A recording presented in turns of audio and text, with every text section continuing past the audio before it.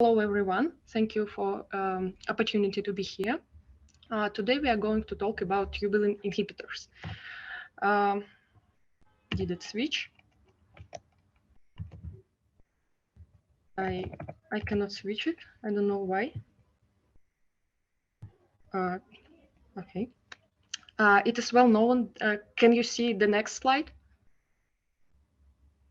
Yes, yes, we can see the second slide. Okay. Okay.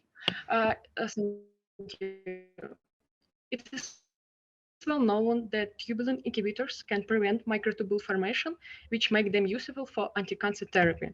Our story starts when our colleagues chemists synthesized new analogs of the previously reported inhibitor, which was proven to inhibit microtubule polymerization.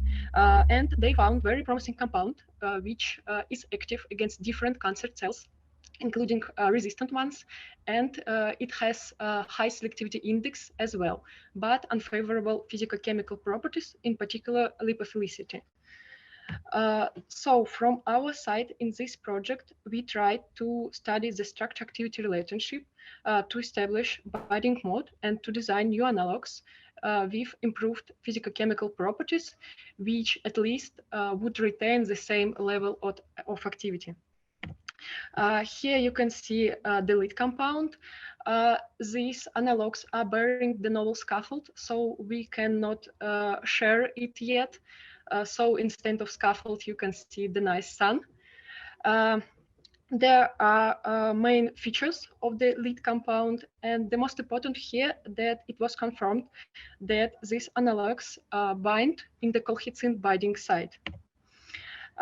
Since the active site is known, we performed molecular docking study to establish important protein-ligand interaction and to explain structure-activity relationship. There are a bunch of available structures in PDB, but we chose 3 of them, complex with colchicine, nacadazole, and cambristatin. And after analysis, we found out that complex with cambristatin is most suitable for our structures, and it results in high correlation between activity and calculated docking scores. So we continue working only with complex with cambristatin. Then we additionally confirmed the binding pose of the lead compound by 100 nanosecond molecular dynamic simulation.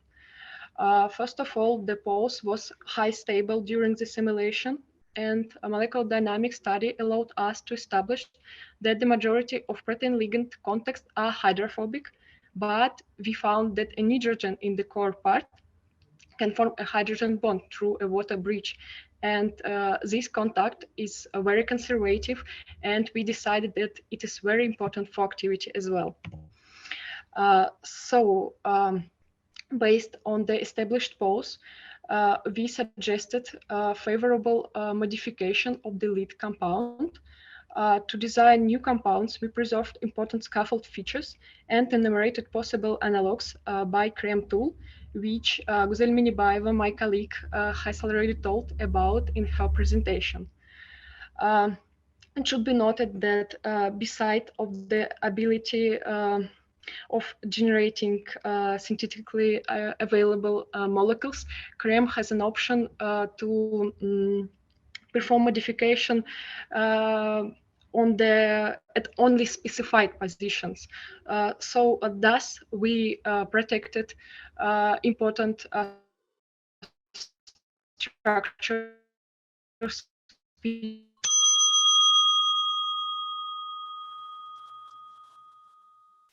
features and starting from the scaffold compounds were generated. Then we selected compounds with desired physical properties, then evaluated them by docking procedure, and the most promising was suggested for synthesis and biological experiments.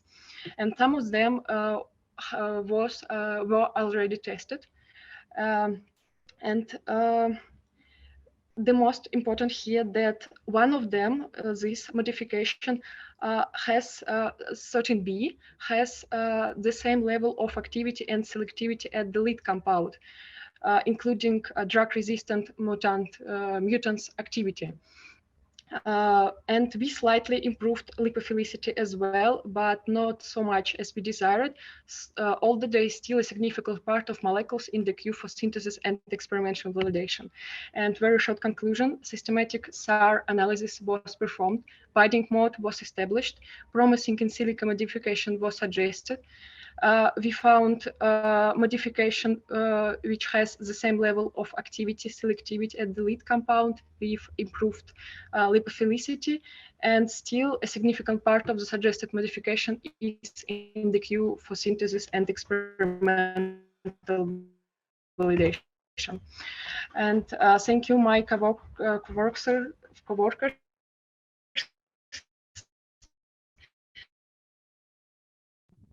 colleagues, and my supervisor.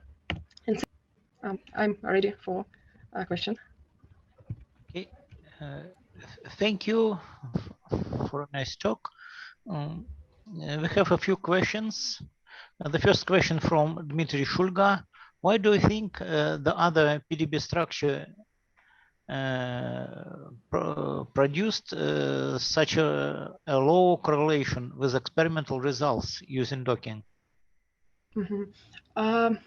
Yes, it was really interesting, but some of them was binding site of some of them was too small for our structures. For example, 5CA1 complex with nacodazole, the most of compounds even cannot fit into active site of the whole hitsine, some switches of amino acids and so on. Mm-hmm. One more question from Henok Shenderovitz. R equal to 0.69 means that R square is equal to 0.47. Is this really good correlation? Yes, you mean for complex with cumbristatin, yes? 0.69. Yes, it's very good correlation. Actually, we were very surprised about this correlation. Yes, but R square is too low. Okay. Yes. One more question from Roman Yefremov. Did you try to perform ensemble docking in order to take into account sensitivity of docking results to conformational mobility of both partners? Okay, can you repeat, please? Did you try to perform ensemble docking in order to take into account sensitivity of docking results to conformational mobility of both partners? No, actually, we didn't try. We tried different scoring. Maybe, actually, I don't remember exactly. Maybe we tried, but correlation was even worse than only complex with cumbristatin. So we decided to use only one structure. Yes, is Venus score, a question by Dmitry Solodkin, is Venus score an acceptable good metric for comparison between similar compounds? I would say so. We can see that correlation is good enough.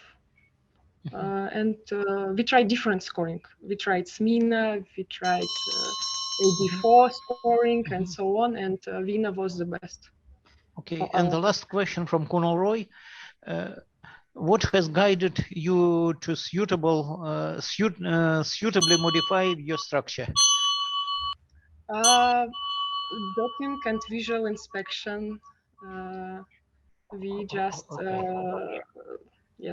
estimated our all structures by docking score and visual inspection, and then we found some points which are more important. Sorry, we need to continue. Yes. Okay. Thank you.